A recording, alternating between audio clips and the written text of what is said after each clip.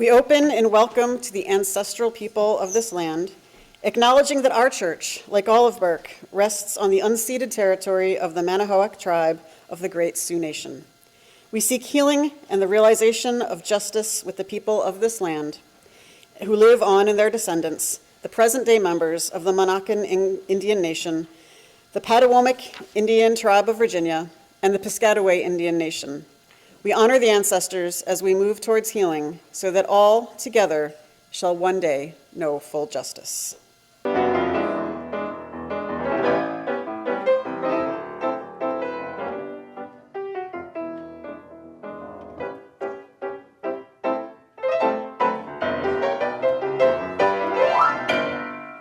All right, welcome to Accotink Unitarian Universalist Church. I am Christina Watts, and my pronouns are she and her, and I'm happy to be your worship associate today. Our minister, Reverend William Levewood, is here most Sundays, but today I'm happy to welcome Reverend Caitlin Cotter Coillberg. She's the acting minister of religious education at All Souls Church Unitarian in Washington, D.C. If you aren't new to Accotink, look around. Do you see people that you haven't met or haven't spoken to in a while? These people are like you, and they want to meet you. Help us live up to our mission to be a welcoming and inclusive spiritual home for all by reaching out and making a connection. By visiting this congregation, newcomers are in a transition moment, and people in transitions are open to new friendships. That means that your new best friend could be right here this morning, and this is your chance to get to know them.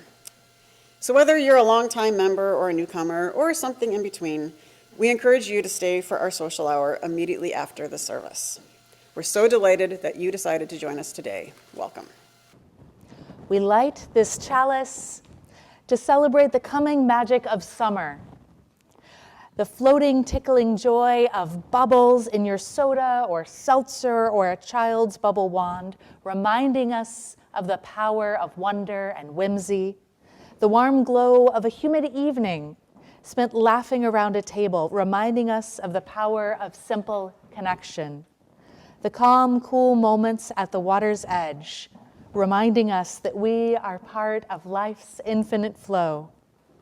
We honor summer's call to creativity as we remember all the colors that have danced through our fingers as friendship bracelets and wildflower crowns and woven baskets, and the colorful, careful splash of dye that becomes wearable art, brash spirals or circles or mottled pattern of summer joy that is tie-dye. We surrender to summer's call to boldness and rebellion, to bare toes and bright flavors and our widest brimmed hats, to reckless, wild naps on long, busy days, a refusal to give in to grind culture, to being our truest, least guarded, most caring, and courageous selves. This Memorial Day weekend, the swirl of color and hope and compassion that is this congregation has come together to do this thing we call worship. Come. Let us worship together. So I have a story for y'all today that comes to us from the land of Afghanistan. So I don't know that it happened this way, but I do know that it's true, that long ago and far away, on a summer night in the country of Afghanistan, the ruler Shah Abiz changed out of his fancy robes and into peasant garb and left his palace to enjoy the evening and to wander through the streets unnoticed. He walked and he walked until he reached the poorest section of his city, and there he heard joyful singing coming from a dimly lit cottage, and he peered in the window. He saw a man sitting at the table who was eating and singing and giving thanks to God. The Shah was astonished to see such a poor man in such good spirits, and so he asked if he might come in as a guest. After accepting food and drink, the Shah asked the man how he earned his living. "I am a poor Jew," said the man. I wander the streets and fix shoes, and in this way I earn enough money each day to buy all the food I need for one day. But what will happen to you when you are too old to work? Asked the Shah. Oh, I don't worry about that, said the man. God blesses me day by day, and I know that somehow there will always be enough. Does anyone else feel anxious when you hear that? Like, I want you to have a better retirement plan, yo. Anyway, the Shah returned to his palace and took off his peasant disguise. So he decided he was going to test the faith of this poor man, which is kind of a jerk move. But this is the sort of thing we hear often from kings, right? Like you meet someone who's in desperate poverty and your first thought is, let's test them. Anyway, I feel like some modern politicians also kind of take that route, which is not ideal. So the next day, this kind of jerk of a king proclaimed, no one is allowed to fix shoes for pay. So when the Jew went out to work, he was astonished to learn of the new law. So what do you think he's going to do if he can't fix shoes? Any ideas? What do you think he might do? Yeah. Fix them for free. Ooh, yeah. So what might he do to earn enough money to eat that day? Any ideas? Porter? Yeah, fix the shoes in exchange for food. Ooh, creative workaround. So this is what he did. He listed his arms to heaven. God, the Shah has made it against the law for me to fix shoes. So apparently he's not allowed to fix shoes at all. But I know you will help me to find a new job. So he looked around, and he saw some people carrying water. So he decided that he would become a water carrier. So the Jew carried water to and from the town well and sold it to people for the rest of the day. And in that way, he earned just enough money to buy food for one day. So this is going to be a theme throughout. So when I say he earned enough money to buy food, you're going to say for one day. All right, let's practice that. He earned just enough money to buy food. For one day. Nice. All right, so the Shah, as expected, disguised himself again, went out to the poor section, found the dude, and was surprised to find him singing joyfully and eating. How are you? He asked upon eating. I heard of the law and had to see how you'd survived the day. God did not abandon me today, the Jew answered happily. The Shah closed one door, but God opened another to take his place. I am now a water carrier. The Shah took his leave again. And what do you think he did? You're exactly right. That's right. He issued another proclamation. No one was to carry water. Right? This sounds like a major inconvenience for a lot of people. Again, with the I wish for more empathy in this story. But this is the story we've got. The Shah proclaimed no more carrying water, and especially not for pay. So the Jew wondered how he could earn money. He prayed, and this time he saw people going in the forest to cut wood for firewood. So what do you think he did? Right? And in that way, he earned just enough money to buy food. All right, so again, the Shah shows up, sees the dude happy and praying and eating, and he issues another proclamation. This time, he was like, all right, this guy's too creative with his work finding. I'm going to kidnap him. So he issued a command that his soldiers stop everyone who went out to chop wood and brought them to the palace and turned them into palace guards. But here's the thing. He's like, all right, you're all palace guards. This is a paid position, but you don't get paid until the end of the month. It's another reason not to work for ICE. He dressed them all as guards and gave them swords. And the Jew was perplexed. What was he going to do? He's not going to be paid until the end of the month, and he's been living day to day. This is real paycheck to paycheck living, right? Very American. And how could he wait a whole month? So he trusted God. He prayed for an answer to his problem. How could he buy food for today and tomorrow? On the way home from the palace, examining his sword, he had an idea. He would make a sword out of wood, the same size as the Shah's metal sword. Then he could sell the sword, and then he would have enough food to eat for a while. The Shah, in his peasant disguise, was much surprised when he showed up and the dude was once again singing and eating. And when he heard the story, he asked him, "What will you do if the Shah finds out about what you have done?" "Oh, I do not worry about such things," the Jew replied. "Every day my life is filled with blessings from God. I know that somehow everything will come out all right." So the next day, the Shah ordered all the guards to report to the center of the city where there was to be an execution, a public execution of a man who had stolen from the royal palace. Again, with the lack of empathy, right? All the guards claim, including and especially the ones who'd been conscripted the day before, and all the townspeople came to see, and the Shah ordered the officer to call the Jew forward to cut off the dude's head. The dude who had, I assume, stolen like some bread or whatever. "Do not ask this of me," the Jew cried. "I have never hurt a fly." The officer said it was the order of the Shah and he must obey or risk his own life. So the Jew asked for a few minutes to pray to God.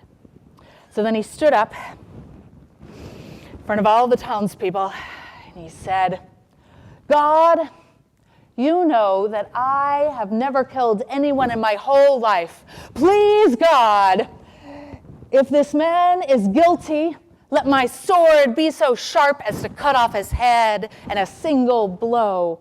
But if he is not guilty, let my sword turn to wood as a sign of our innocence."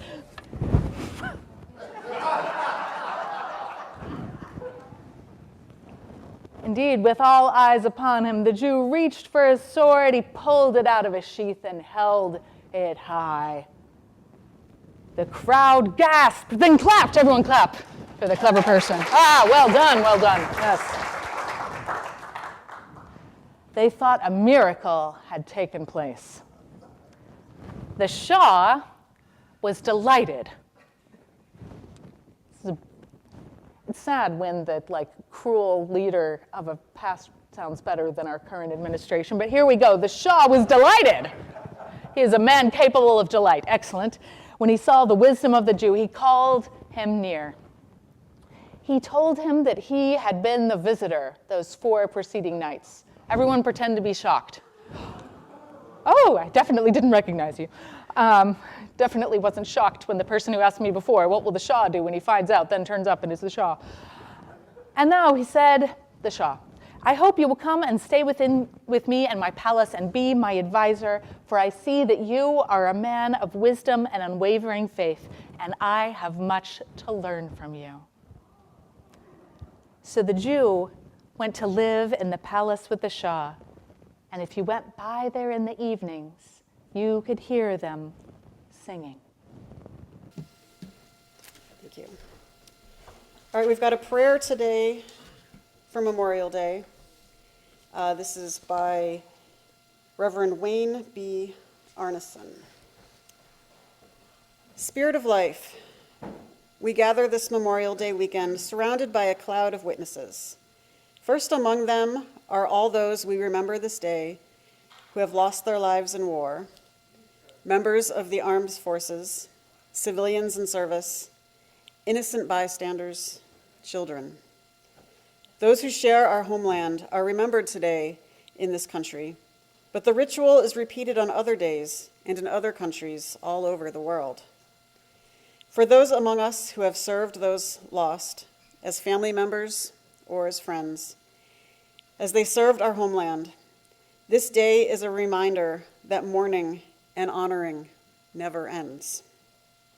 For their service and their sacrifice, we pause in the silence of memory and respect.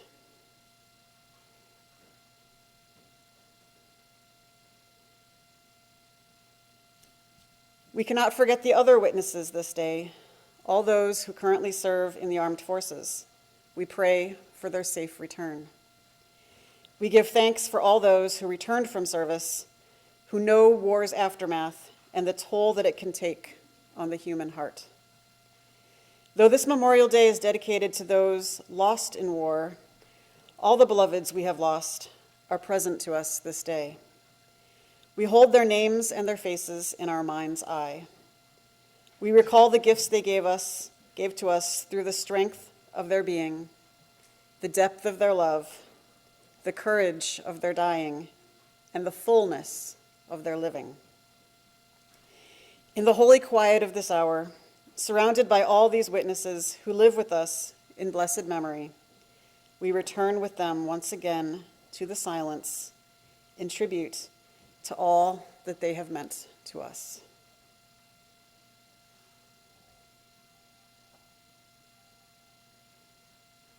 Amen.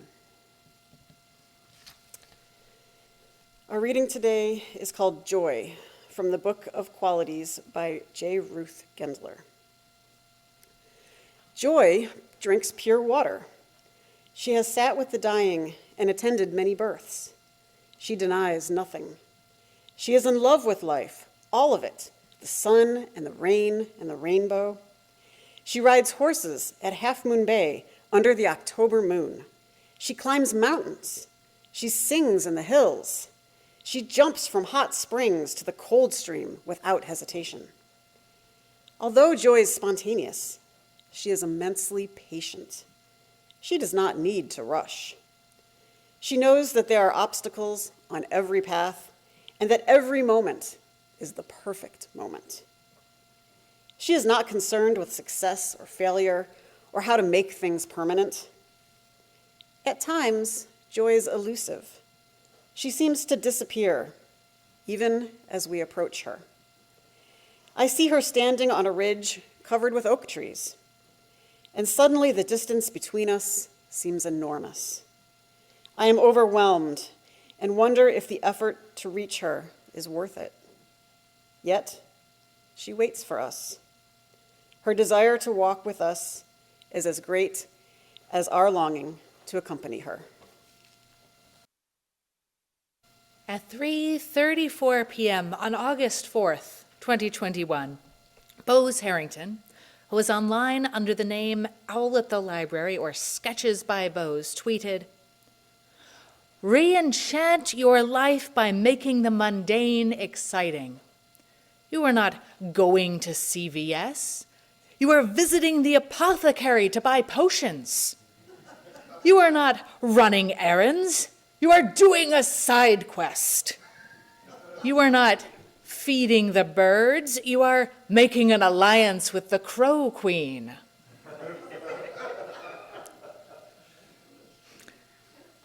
I love that. Right? I think of that kind of intentional silliness, what I call kind of sacred silliness, that spiritual practice of making the mundane magic as joy questing. We need that kind of silliness, that playfulness. It gives us space to feel and to move forward. It gives our lives color. We need color in our lives.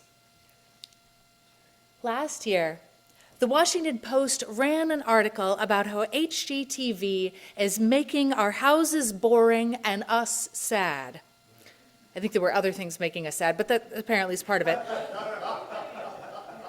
But apparently, people are trying so hard to protect the value of their homes and to be on trend that they haven't been doing anything they like in their houses.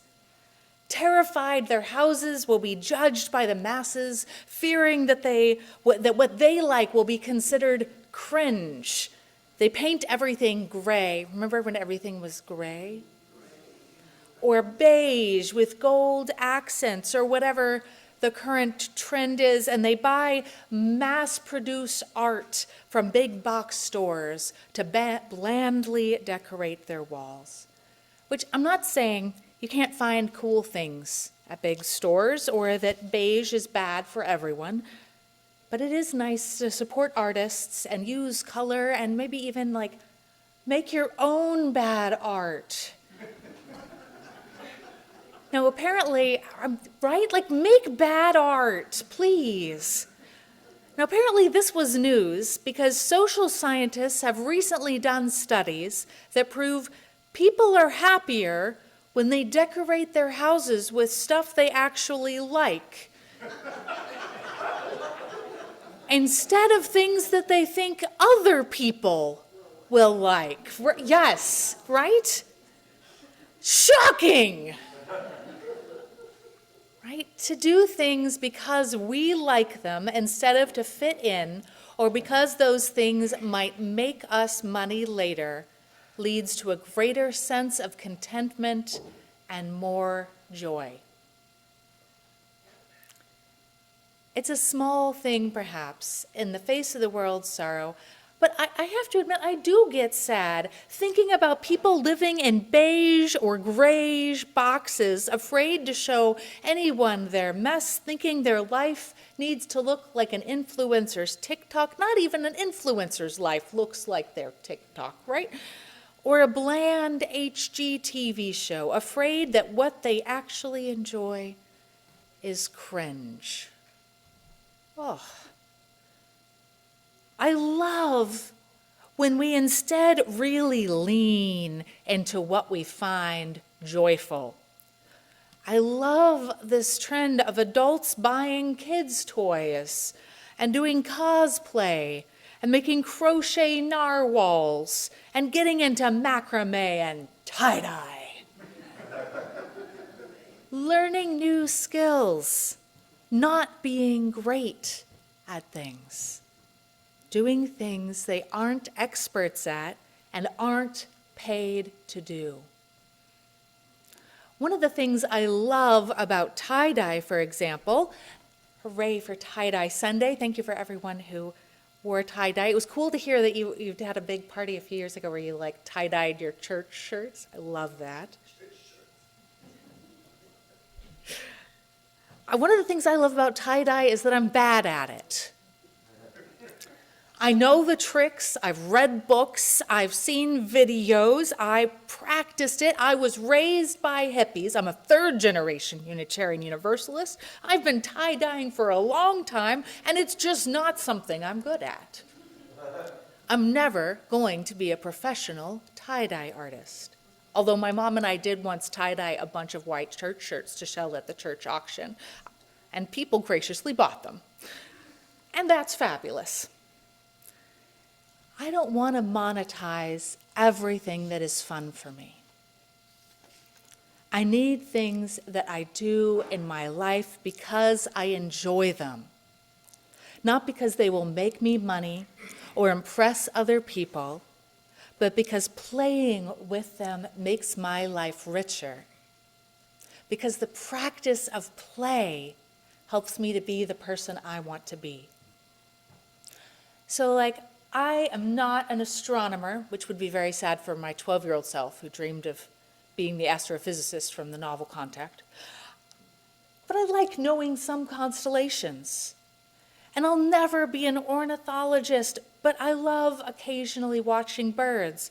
And I have a lot of art supplies for various things I can make with relative amounts of ease. I enjoy roller and ice skating, not because I can do fancy tricks or because I look cool while doing those things, I definitely don't, but because sometimes it is just nice to skate in a circle for a while.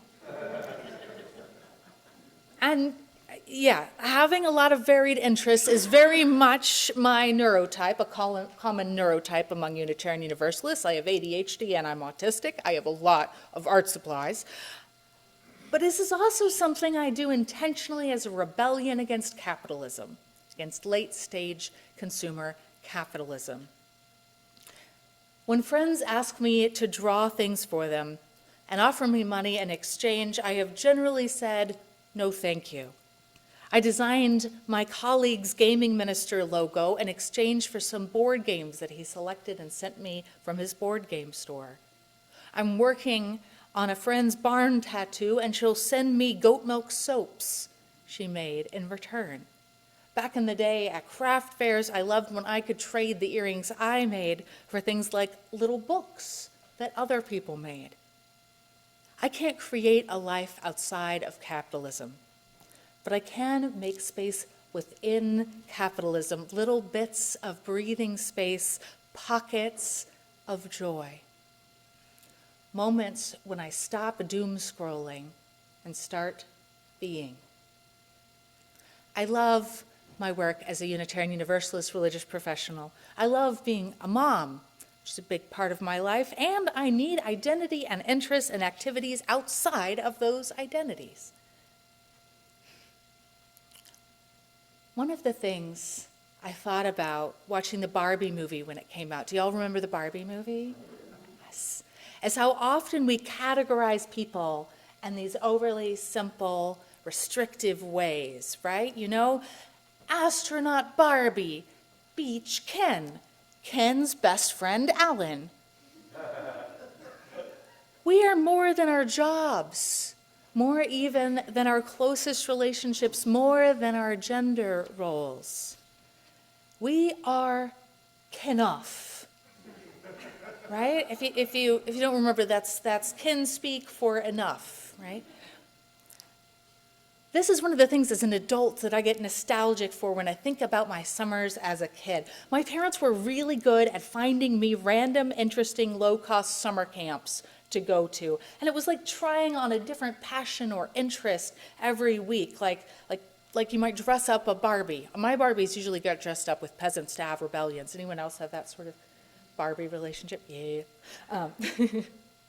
You can dress up a Barbie to be something new again and again. And I could go to chemistry camp at the University of Tennessee and play with Bunsen burners, and then writing camp and memorize that poem about plums in the icebox. Then theater camp to design sets and resent being cast as the maid character. And then Girl Scout camp to wear a lot of tie-dye and be a respected leader who is in charge of programming by the time I was 16, and then marine science camp to get in jellyfish fights and learn about the life cycle of a shrimp. And please do not go to start jellyfish fights with the jellyfish you'll find near here. Those are not the appropriate jellyfish for that. Just want to make that very clear. There aren't any kids in the room at the moment, but just to be clear.